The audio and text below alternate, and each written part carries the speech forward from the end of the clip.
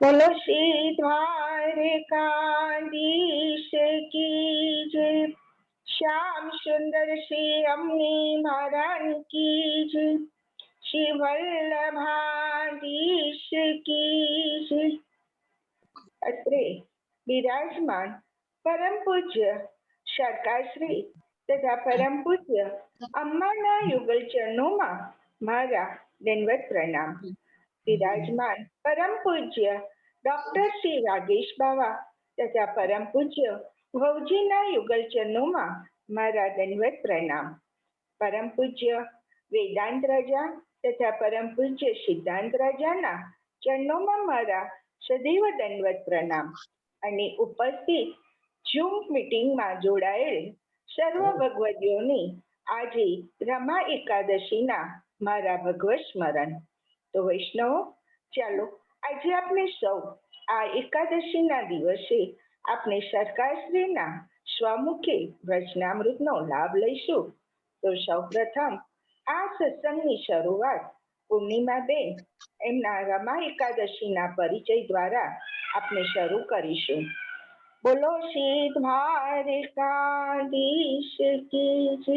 પૂર્ણિમાબેન, હવે ક્રમ લઈશું.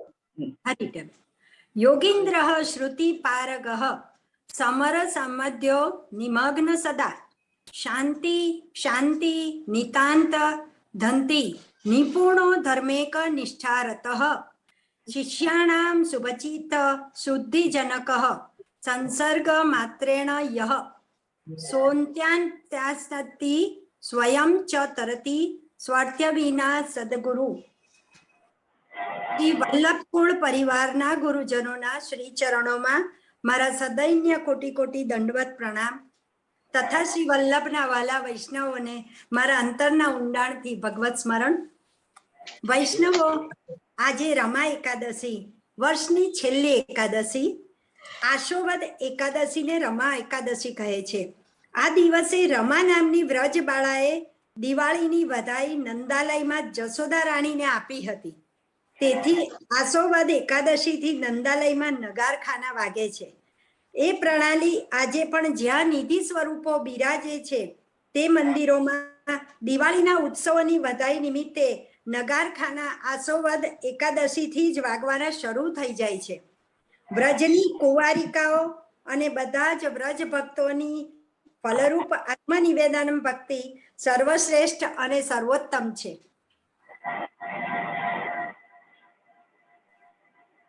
આજના સત્સંગની શરૂઆતમાં મંગલાચરણનું પઠન કરીને અમદાવાદથી શ્રી શ્રુતિબેન મંગળતા પ્રગટાવશે. શ્રુતિબેન, હેન્ડ રેઝ કરો. હાજી.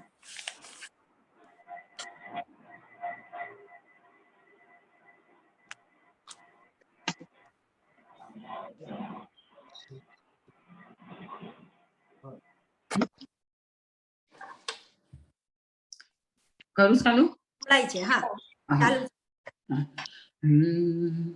શ્રી વલ્લભાધીશ કી જય. શ્રી દ્વારિકાધીશ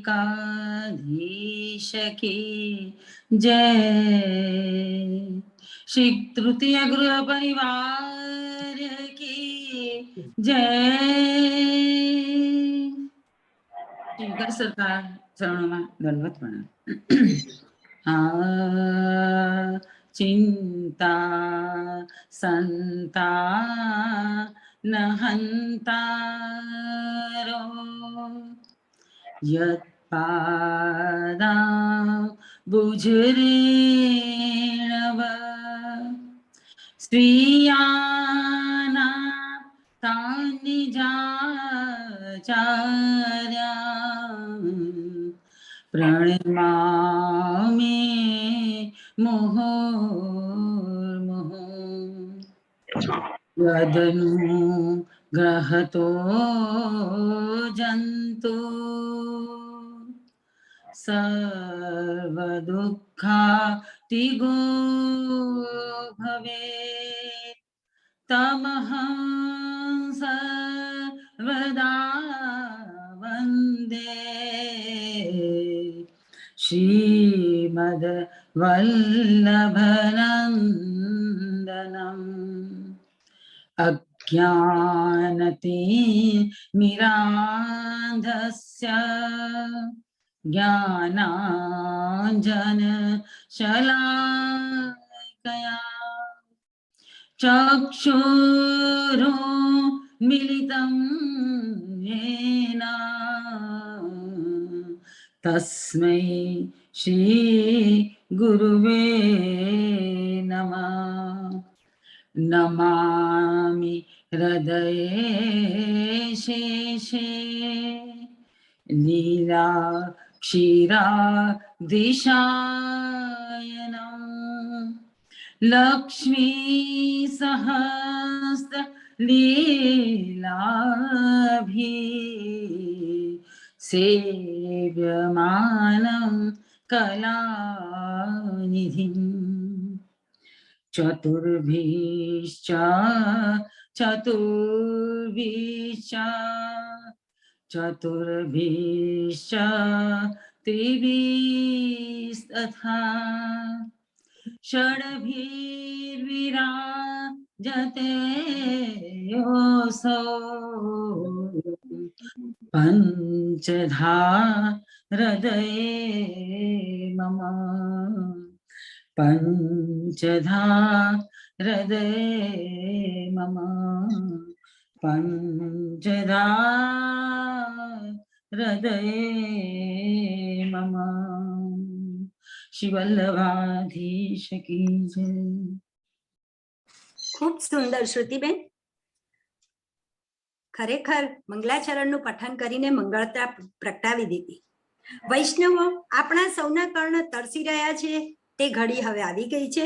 તૃતીય ગૃહાધીશ કાકરોલી નરેશ પૂજ્યપાદ ગોસ્વામી 108 શ્રી બ્રજેશ કુમારજી મહારાજ શ્રીના યુગલ ચરણ કમલમાં મારા સદૈન્ય કોટી કોટી દંડવત પ્રણામ કરી આપ શ્રીને વિનંતી કરીશ આપના વચનામૃતથી કૃપાન્વિત કરશો જી.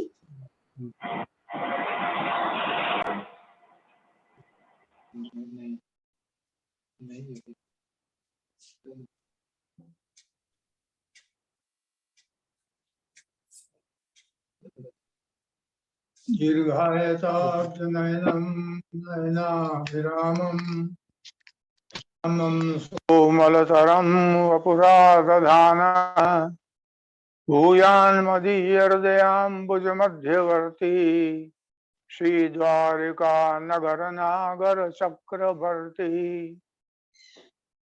बर्हापीडं नटवरवपुःकर्णयोः बिभ्रजवासः कनककपिशं वैजयन्तीं च मालाम् रन्ध्रान् गुणवेणुरधरपुधया पूरयन् गोपवृन्दै वृन्दारण्यं सुखधर्मणं प्राविशद्गीतकीर्तिः चरणद्वन्द्वनखचन्द्रमरीचयः रुचे तरुणं शश्वन्मामकं हृदयाम्बुजम्। समुपस्थित वैष्णवजन, आज कुछ तो छोटे छोटे जो प्रश्न हैं और कुछ दो बड़े प्रश्नों में है। यानी एक तो सुबोधनी से है प्रश्न, वो भी बहुत लंबा है, और एक साधन दीपिका से है। ऐसे ये प्रश्न हैं, मैं उनको बाद में लेता हूँ। पहले जो छोटे प्रश्न हैं उन्हें लेना अच्छा लग रहा है कि जो छोटी कोई किसी की जिज्ञासा है वो थोड़े शब्दों में पूरी हो सकती है। अच्छा, ये जो है प्रश्न कि हवेली में कोई मनोरथ कराए तो उनकी प्रसादी का क्या करे, प्रसादी ले सकते हैं? कैसी बात है ये, समझ में नहीं आती। लोगों ने मतलब कितना भ्रम पैदा किया है। भगवान का प्रसाद लेने में ना किसको होती है, कहाँ होती है? और कोई हवेली में मनोरथ किया है तो क्या भगवान के ऊपर एहसान किया है? भगवान भूखे बैठे थे क्या? उन्होंने प्रसाद दिया है, वो प्रसाद को आप लेंगे नहीं तो क्या करेंगे?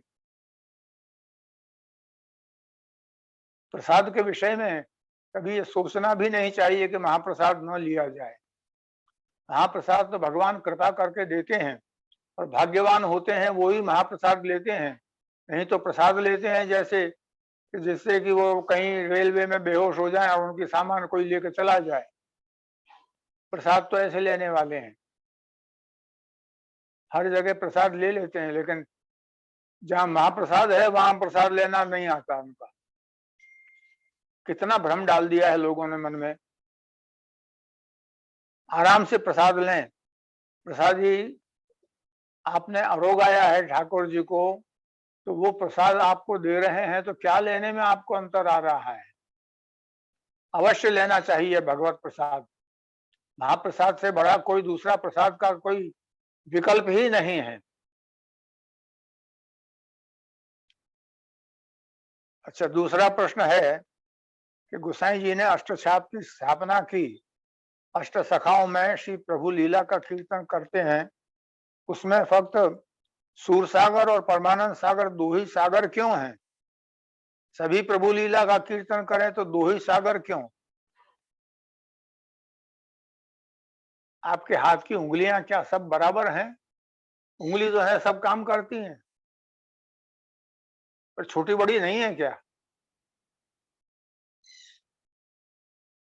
अरे जो जितनी जिसमें जितनी शक्ति होती है, जितनी उसकी काव्य की रचना है, उससे वो सागर बनता है। सागर उनका नाम नहीं है, सागर उनके ग्रंथ का नाम है। कीर्तन उन्होंने इतने बनाए कि जो सागर की तरह है। 1.25 लाख कीर्तन बनाने वाला कोई है क्या? संस्कृत साहित्य शास्त्र में कहा जाता है कि सूर सूर तुलसी शशि उड़गन केशव दास, अब के कवि खद्योत सम जहत करत प्रकाश। सूरदास जी की तुलना करना या परमानंद दास जी की तुलना करना या कृष्णदास जी की तुलना करना, ये तुलना करने की बात नहीं है।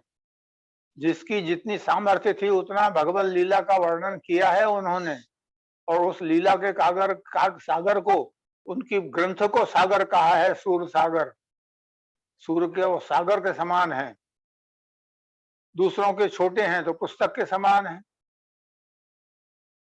जिन्होंने जितने कीर्तन बनाए हैं उनके हिसाब से उनकी गणना, उनका विश्लेषण है। ये कोई सभी सूर हो ऐसा नहीं है।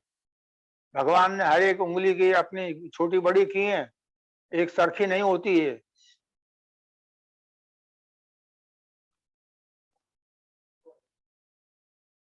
भगवत लीला का वर्णन तो सभी ने किया है, सभी के कीर्तन उच्च कोटि के हैं। भगवान लीला का वर्णन करने वाले जिनने 8 कवियों को जो बनाया है, उनको अष्टछाप क्यों कहा, अष्ट सखा क्यों कहा? अष्टछाप तो इसलिए कि ये 8 मुख्य हैं, अपन समझ सकें, और अष्ट सखा हैं, ये भगवान के सखा हैं। सखा कब कौन बनता है, मित्रता कब किससे होती है, ये भी आप समझते हैं कि अपन सखा जो है, सखा शब्द जो है, सख्यम आत्मसमर्पणम, सख्य और आत्मनिवेदन, ये सख्य उसमें है कि जहां भगवान ये समझें कि ये मेरा है और अपन ये समझें कि हम भगवान के हैं।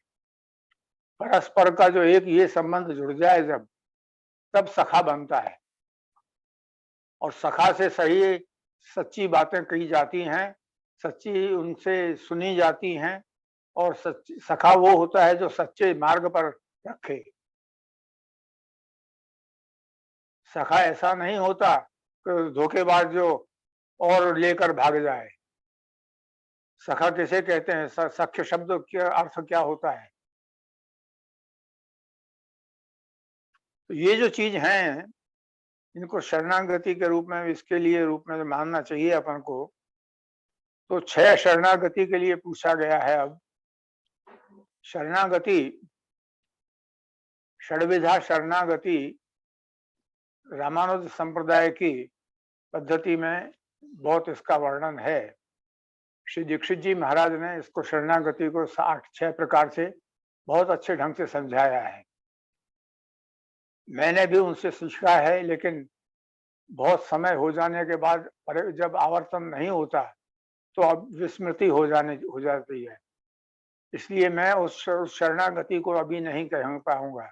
उस शरणागति को सीखना हो और समझना हो तो आप दीक्षित जी महाराज की पुस्तक भी हैं और ये भी हैं, उनमें से देखिए। मैं रामानुज संप्रदाय का अधिक अध्ययन नहीं करता हूं, इसलिए वो विस्मृत हो गया है। तो अपने यहाँ एक बात है कि एक श्री महाप्रभु जी की पंचश्लोकी है, इसको शरणागति षड्विधा शरणागति के रूप में कहा जा सकता है।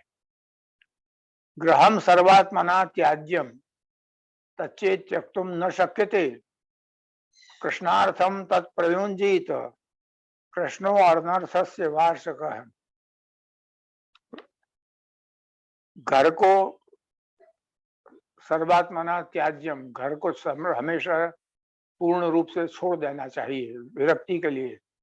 विराग कब होता है, विरक्ति कब होती है कि घर को छोड़कर आप निकल जाएं। घर के लिए उसकी जो बंधन है, ये जो ममता है और घर का बंधन है, उसको छोड़ सकें, तब पहली बात होती है कि भगवान की शरणागति का प्रकार ले सकते हैं। और तच्चेत त्यक्तुम न शक्यते, उसको बारो बार छोड़ नहीं सकते। अपनी परिस्थिति ऐसी है तो उसको छोड़ नहीं सकते हैं। तो महाप्रभु जी ने दूसरा उपाय बताया है कि कृष्णार्थम तत्प्रयुंजीत, कृष्णो अनर्थस्य वाचक भारकः। भगवान के लिए उसको प्रयुक्त कर दो, क्योंकि अपन ने आत्मनिवेदन किया है, ये मैं, मेरा घर, मेरा कुछ जो कुछ भी है वो सब आपका है, ये प्रयुंजीत, ये शरणागति की अपनी। तो जो अनर्थ का कारण है, यानी मन को दूसरी जगह भटकाने वाला है, मन को बांधे रखने वाला है, उसमें अपन ने ये अपना भाव छोड़ दिया, ये मेरा नहीं है, भगवान का है। तो वो जो अनर्थ है, ममता, अहंता और ममता, ये दो चीज सबसे बड़ी संप्रदाय में बाधक होती हैं आत्मनिवेदन के लिए और आत्म श्रेय के लिए। अगर आप अहंता को नहीं छोड़ सकते तो कभी भी वैष्णव नहीं बन सकते, भगवान के प्रिय नहीं बन सकते।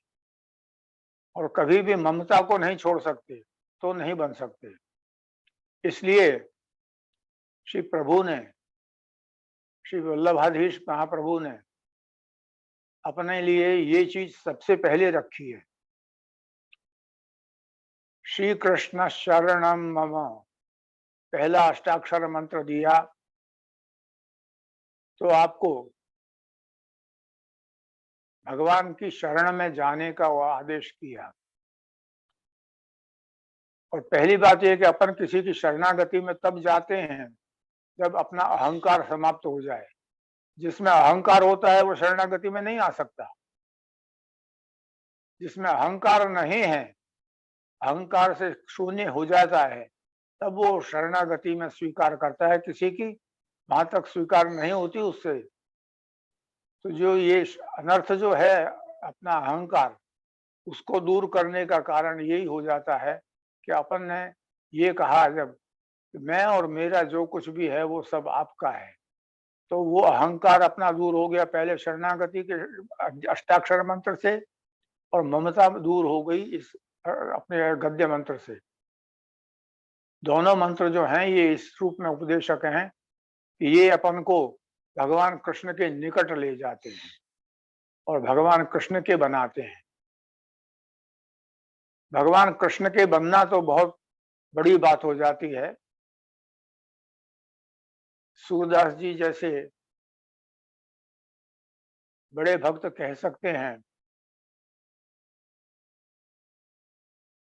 बाह छुड़ाए जात हो निबल जान के मोए, हृदय ते जब जाओगे सबल बनोगे तो। अरे भगवान को अपन ने, महाप्रभु जी ने हाथ पकड़ा दिया है अपना, फिर अपन भगवान को अगर छोड़कर जाते हैं या भगवान अपन को छोड़कर जाते हैं तो वो कहते हैं कि निबल बनोगे तो जब मेरे हृदय में से निकल जाओ। तो अपने हृदय में नहीं होंगे तो ही भगवान से अपन दूर होंगे। और सब जने यही करते हैं कि भगवान को छोड़ कर जा रहे हैं। हमने एक मिट्टी के या चांदी के बर्तन में थोड़ी सी मिश्री रख दी है, बस इससे हो गया काम। अब हम बाहर जा रहे हैं तो जा रहे हैं। अरे जा रहे हैं तो ये नहीं है कि जा रहे हैं, जा रहे हैं तो हृदय में आप उनको लेकर जा रहे हैं। अगर आपके हृदय में से भगवान निकल गए तो आपके प्राण निकल गए, समझ लीजिए। भगवान हृदय में नहीं और भगवान अपने संग नहीं है तो कौन जीवित है? वो वास्तव में जीवित लाश है। ये तो हो समझना चाहिए कि भगवान अपने साथ ही हैं। भगवान को अपन छोड़कर जा ही नहीं सकते। अपने हृदय में वो विद्यमान है तो उनने आपने छोड़ा कैसे? अगर आपके हृदय में विद्यमान नहीं हुए तो आप वैष्णव ही नहीं हुए। वैष्णव तो कभी छोड़ नहीं सकता। वैष्णव तो जहां जाता है वहां स्मरण करता है और वो स्मरण करके उस ध्यान में मानसी सेवा से सब उनको संपन्न कर सकता है। मानसी सेवा सा परामता, तो मानसी सेवा तो परा सेवा है। उसको अगर अपन करना ही नहीं चाहते तो ये होता है कि अपन ने भगवान को निकाल कर रख दिया। तो बंदर की कथा है कि मगर के ऊपर बैठ कर गया था। मगर को एक दिन उसकी पत्नी ने कहा कि मुझे इसका मांस खाना है। तो उनने मगर ने छल किया और उसको वहां ले गया। तो उसने कहा कि अरे क्या बात है, क्योंकि मेरी पत्नी को तेरा मांस खाना है। तो उसने कहा कि अरे मुझसे पहले कहते, मैं तो अपने मांस को ऊपर जो वृक्ष पर धरी आया, वो ले आता। ये उन कथाओं में, जो छोटी छोटी कथाओं में अपने विद्वानों ने अपने राजा के बालकों को शिक्षण दिया था, वो ऐसी चीजें हैं। उनसे कुछ शिक्षा मिलती है कि अपन भगवान को कहाँ छोड़ सकते हैं, कैसे छोड़ सकते हैं। जो अपने हृदय में बैठ गया है उसको कैसे छेड़ सकते हैं। लेकिन एक बात जरूर है कि हृदय में बैठते हैं तो भगवान, अगर गंदगी होती है तो नहीं बैठते हैं। सफाई होनी चाहिए। और वो सफाई कहने का अपना यहाँ क्या प्रकार है कि भगवान नाम का रटन, भगवान के नाम का रटन करते हो तो वो उस अपने हृदय के कचरे को साफ कर देता है और भगवान को विराजने की जगह बन जाती है। तब भगवान विराजते हैं। भगवान नाम का रटन नहीं करते हैं तो भगवान ऐसे ही व्यर्थ जगह जा नहीं सकते। अरे उनके लिए क्या कमी है? किमासनम ते गरुड़ासनाय, किम क्या क्या है जो भगवान के पास नहीं है जो तुम ला के दोगे नया? क्या बनाओगे तुम? लक्ष्मी के पति हैं, क्या गहना बना दिया, ये हमने चीज बना दी, हमने वो चीज बना दी। अरे कुछ नहीं कर सकते। उनकी जो चीज है उनसे तो अधिक कुछ करवाना संभव ही नहीं होता। भगवान को अपन ने पहचाना ही नहीं है, इसलिए तो ये चीज है कि अपन उसको पहचानेंगे तो अपने हृदय में वो होगा।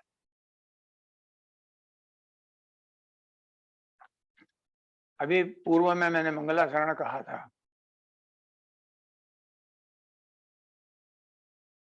कि वृंदावन पधार रहे हैं ठाकुर जी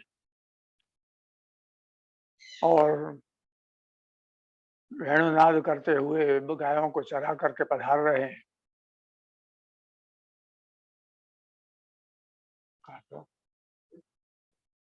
कहा तो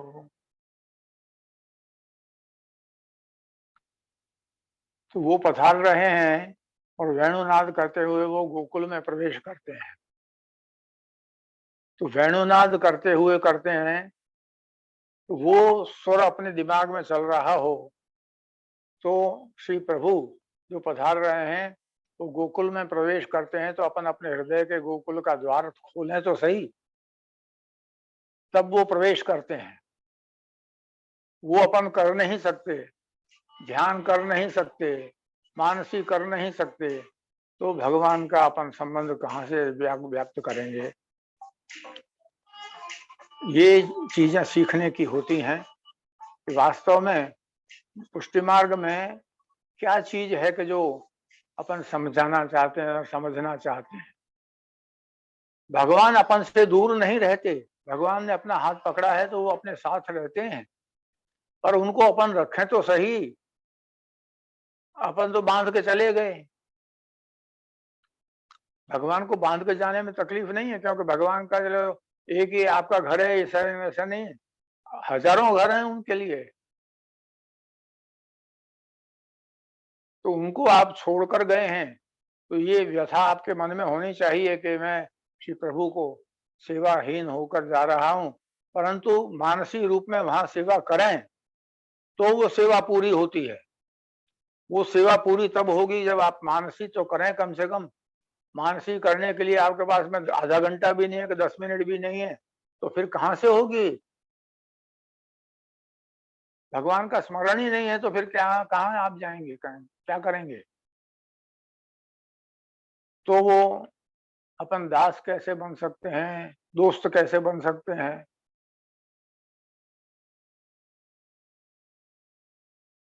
जो ये अष्ट छाप हैं, अष्ट सखा हैं, तो सख्य भाव इतना आएगा कहां से अपन में।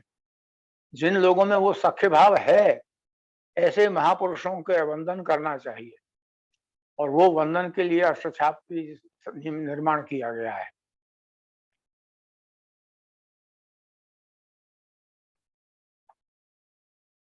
इसमें छोटे बड़े का नहीं है सवाल के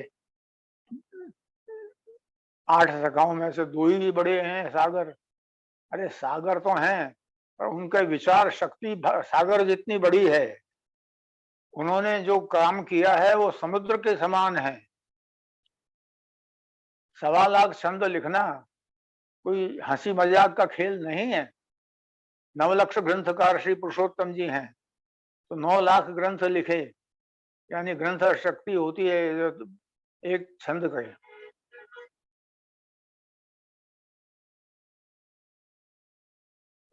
अनुष्टुप छंद का संख्या करके ये लिखने वाले पुराने होते थे लिखिया, जो लिखा करते थे, पुस्तकों को हस्तलिखित पुस्तकों को तैयार करते थे।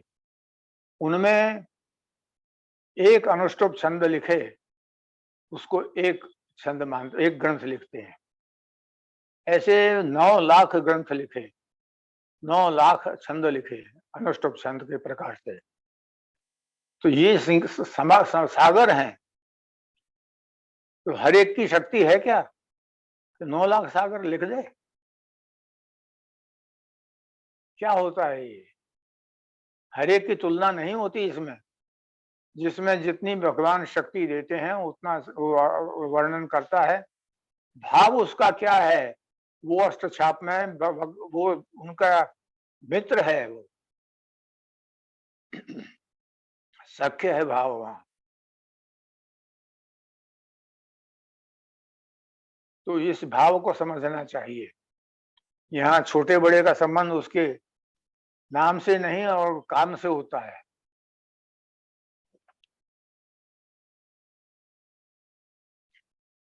और उनको ये उसका गर्व नहीं है कि मैंने इतना लिखा है, घमंड नहीं है।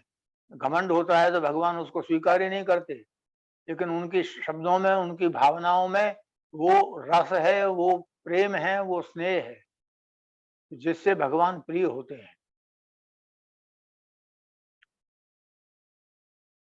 अब ये पुष्टि मार्ग में आरती के समय गाते हैं, वो आर्या कौन सी पुस्तक में मिले।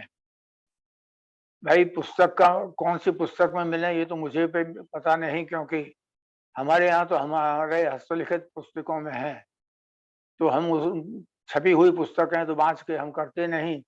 इसलिए हम कौन सी पुस्तक में है ये तो आप कोई पुस्तक विक्रेता से पूछें तो अच्छा है।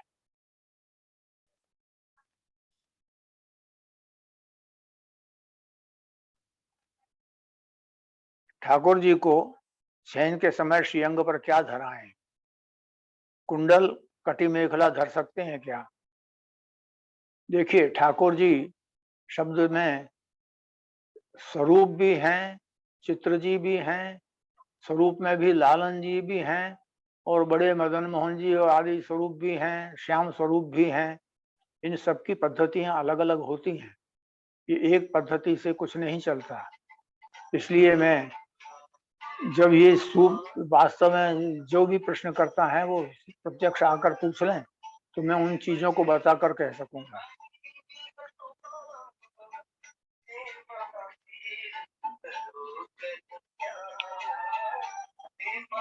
तो एक छठा प्रश्न है, भोग में, मंगल भोग में दूध में कौन सी चीज मिलाएं, कौन से भाव से दूध धरते हैं?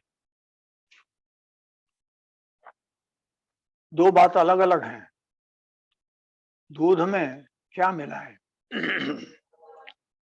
ऋतु के अनुसार चलता है। दूध का भोग धरना ऋतु के अनुसार होता है। शीतकाल का अलग है प्रकार, उसमें केसर मिलाएंगे। ग्रीष्म काल का अलग है प्रकार, उसमें सुगंध के लिए थोड़ी सी बरास भी मिल सकती है, बाकी शक्कर है मिलाने की। जो मीठा आप रोकते हैं, खाली दूध नहीं, मिष्टान चाहिए उसमें। और कौन से भाव से दूध रख रहे हैं? अब आप दूध रख रहे हैं तो किस लिए रख रहे हैं? आपको अरोगाने के लिए, दिखाने के लिए, या पीछे पी जाने के लिए? यानी भाव आपका होना चाहिए कि भगवान को हम ये अर्पित कर रहे हैं और भगवान से प्रार्थना करें कि आप अरोगो। इतना भी मन में नहीं आया तो फिर क्या क्या हुआ उसमें? तब वो अरोगेंगे। खाली रोटी सामने रख देने से नहीं अरोगते हैं।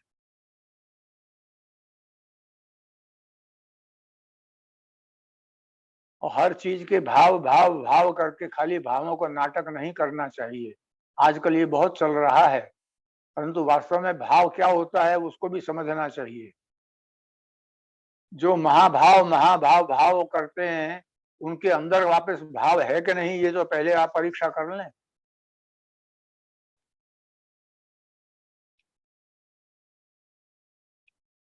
दर्पण कब आवे? श्रृंगार के बाद या तुरंत भोग धरने से पहले?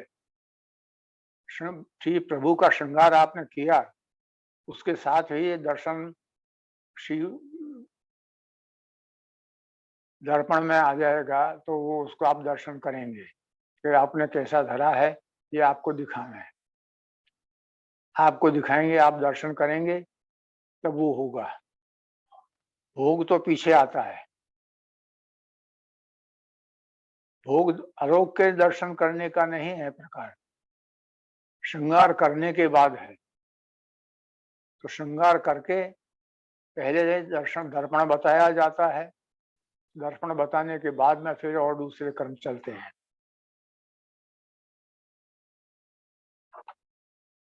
तो कारचौबी का साज किसे कहते हैं?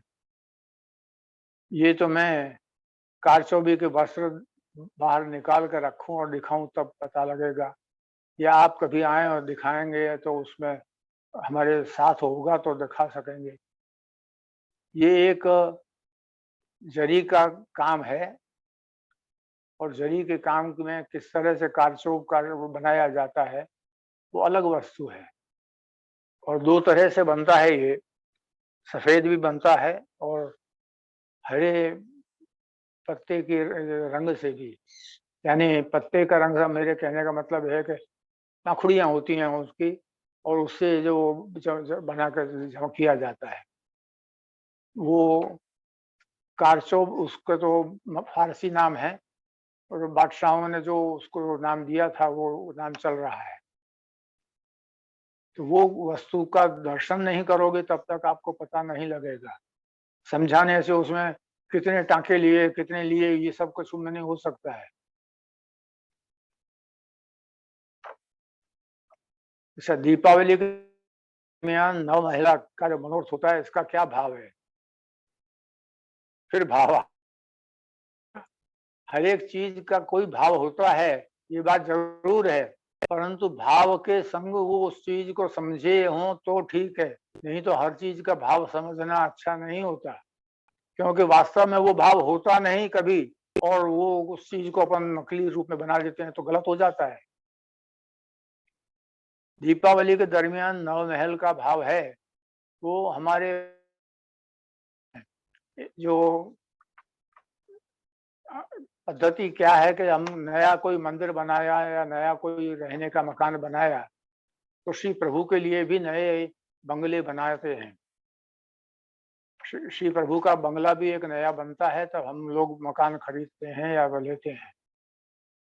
तो ये बंगला बनाया है हमारे पूर्व पुरुषों ने, जो इतना बड़ा है कि जिसमें अंदर सीढ़ी चढ़ कर के सेवा करने जाते हैं और सेवा होती है। उसके ऊपर जैसे 9 खाने होते हैं नवग्रह के, उस प्रकार से 9 खंड बने हुए हैं ऊपर छत के। 9 खंड से मतलब क्या है कि जो छत बनाई है उसमें चंदुए वगैरह लगे रहते हैं और उसमें 9 खाने हैं और 9 खानों के ऊपर जो शिखर बनता है जिसको अपन गुंबज कहते हैं, जो मंदिर का शिखर होता है वो बनता है। इसलिए 9 खंड बन गए, उसके 9 खाने बने। तो उसके कई भाव लगाए जा सकते हैं। उसको 9 महला कहता है कि 9 महल है ये। और 9 महल का मतलब नया महल भी होता है, नव महल वो बनाया है। तो उन चीजों को भाव को समझने के लिए ये चीज समझना जरूरी है कि इसमें कई भाव हो सकते हैं। 9 ग्रहों को वहां स्थित कर दिया है। 9 जितनी चीजें हैं 9 नाम पर, उन सबको वहां संपूर्ण समाहित कर दिया है। तो उसमें कितने भावों को समझेंगे आप, कितने भाव बताएंगे? ये भाव तो अपने हृदय में होना चाहिए कि अपन नया मकान बना रहे हैं तो श्री प्रभु का बंगला भी एक बना है, इसलिए बनाए जाते हैं।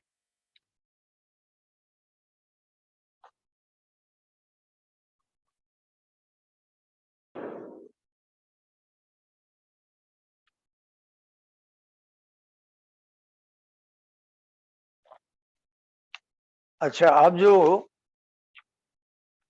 कुछ प्रश्न किए गए हैं सुबोधनी से, तो सुबोधनी जी का तो मैंने अभी पुस्तक निकाली थी, लेकिन उस पुस्तक में वो श्लोक नहीं मिला है। साधन दीपिका का जो प्रश्न है वो मैं करता हूँ, क्योंकि ये भी लंबे प्रश्न हैं, बड़े उसमें जाएंगे। साधन दीपिका में पूछा है पहला प्रश्न,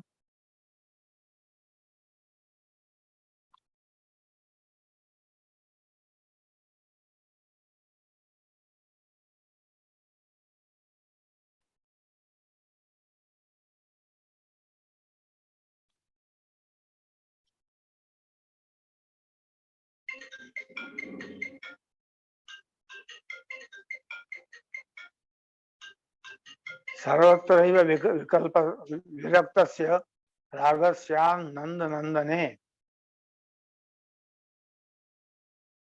जो सब प्रकार से विरक्त हो जाता है उसका स्नेह होता है भगवान में, नंद नंदन में। तेन आसक्तिश्च, उसको ही आसक्ति होती है, उसको व्यसन होता है और प्रपंच का विस्फुरण होता है। प्रपंच जो यानी सांसारिक जो बातें हैं उनका उसे स्मरण ही नहीं रहता, वो कभी सोचता ही नहीं इन बातों पर। ये श्लोक है। इसका अर्थ है कि सब लौकिक वस्तुओं से विरक्ति का अर्थात विरक्त का अर्थात समस्त लोक आसक्ति से जुड़े हुए पदार्थों से जुड़ी हुई इन वस्तुओं से अनासक्त व्यक्ति का ही नंद नंदन में प्रेम होता है। ऐसे भक्त के द्वारा ही कहा जा सकता है कि श्रुति का आश्रय दूसरे लोग लें, स्मृति का आश्रय दूसरे लोग लें, भारत इतिहास दूसरे खगोल हैं, हम तो नंद नंदन के नमन करते हैं। इस प्रकार से वो ही कह सकता है तो जो इन सब चीजों से अलग विरक्त रहता है। विरक्ति उसी का नाम है। एक घर का त्याग करके दूसरा आश्रय बनाकर रहने वाला व्यक्ति विरक्त नहीं, संपूर्ण लौकिक पदार्थों से मन को छुड़ाने वाला व्यक्ति विरक्त होता है। और जिसको श्री कृष्ण में अनुरक्ति हो जाती है और अनुरक्ति से व्यसन हो जाता है, ऐसी अवस्था में पहुंचने वाले व्यक्ति को विरक्त कहते हैं। जिस प्रकार पहले भक्त मार्ग मर्यादा का पालन करता है,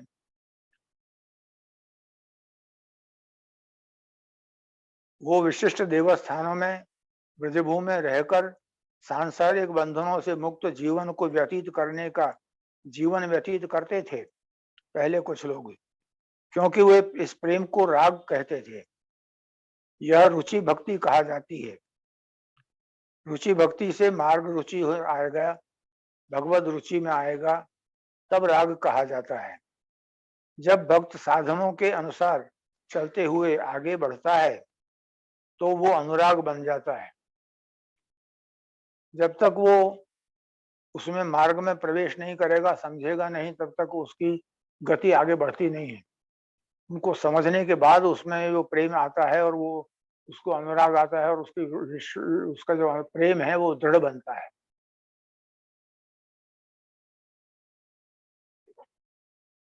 वो व्यसन दशा में पहुंच जाता है, अर्थात फिर उनके बगैर चले नहीं। भगवान श्री प्रभु के संपन्न सेवा के बिना बने नहीं।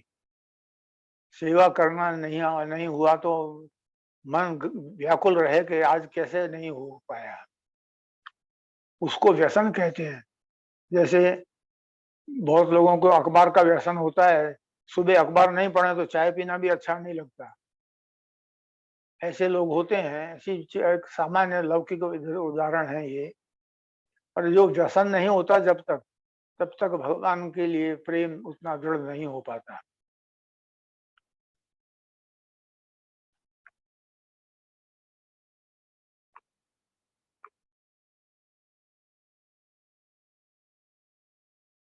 तो ऐसे कुछ लोग जो जिनको मर्यादी वैष्णव कहते हैं, ऐसे वैष्णव लोग भगवत देवस्थानों में, ब्रज में, ऐसे स्थानों में जाकर रहते थे। अपने लौकिक पदार्थों से सबसे विरक्त रह करके भगवत ध्यान करते हुए, भगवत सेवन करते हुए जो रहते थे, उनमें ये विरक्ति और ये इस प्रकार से व्यसनांत भक्ति का प्रकार चलता था।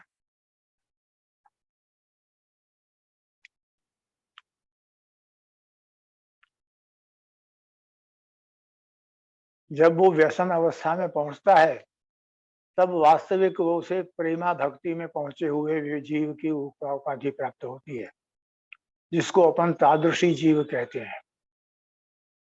तादृशी भक्त ऐसे ही नहीं बनते, उस व्यसनांत दशा तक पहुंचने के बाद तादृशी बनता है।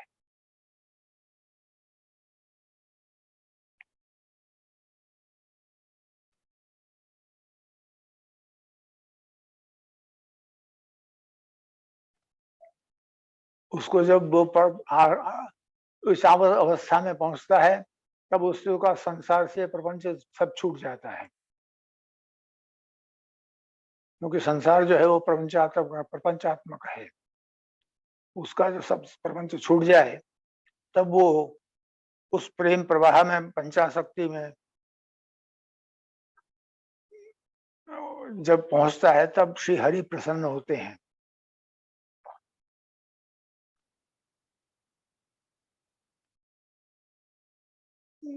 ऐसे श्री भागवत के अनुसार श्रीमद् आचार्य चरण आज्ञा करते हैं, दया सर्वभूतेषु संतुष्ट्या येन केनचित् सर्वेन्द्रियो शांत्यंच तुष्यत् जनार्दन।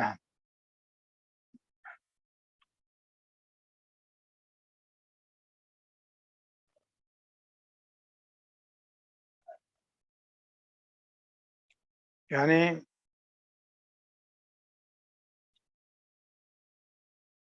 श्री प्रभु दया के द्वारा सर्व प्राणियों में संतुष्टि के येन केन संतुष्टिया येन केनचित्, संतुष्टि जिस किसी प्रकार करते हैं, जो भगवान को प्रिय समझने लगता है, भगवान का प्रिय बनता है, उसकी येन केन संतुष्टि करते हैं। और सर्वेंद्रियों की जब शांति हो जाती है, उसकी इंद्रियों पर निग्रह हो जाता है उसका, तब तुष्यति यानी प्रसन्न होते हैं जनार्दन। जैसे कि कहा गया है आचार्यों ने, स्वधर्माचरणम शक्त्या परधर्मात्तु निवर्तनम इंद्रियाश्व विनिग्रह सर्वथा न त्यजेत्रयम् एष भागवतो धर्म है। इस चीज का तीन बात का निरंतर जो ध्यान रखे, उसके ऊपर श्री प्रभु प्रसन्न होते हैं। ये श्री प्रभु की आज्ञा है।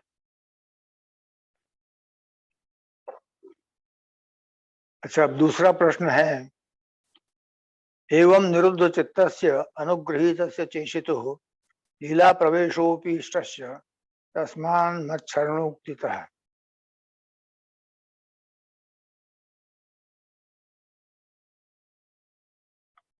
इस प्रकार जिन जीवों को भगवत शरणागति का निरोध हो जाए चित्त में, जो प्रेम, आसक्ति और व्यसन दशा को प्राप्त कर चुके हैं और जिन्हें प्रपंच रूप सांसारिक भावों से मुक्ति मिल गई है और प्रेम रूपा भक्ति से जो संपन्न हो चुके हैं, ऐसे भक्तों का चित्त ही भगवान में निरुद्ध होता है। इसीलिए कहा है अनुगृहीतस्य ईशितुः। श्लोक में जो कहा है अनुगृहीतस्य ईशितुः, जिसके ऊपर श्री प्रभु कृपा करते हैं। ईश्वर का प्राप्त कर लेने पर ही भक्त को ईशिता, अणिमा, महिमा आदि अष्ट सिद्धियों में से एक ऐसा रत्नावली कोश में कहा है।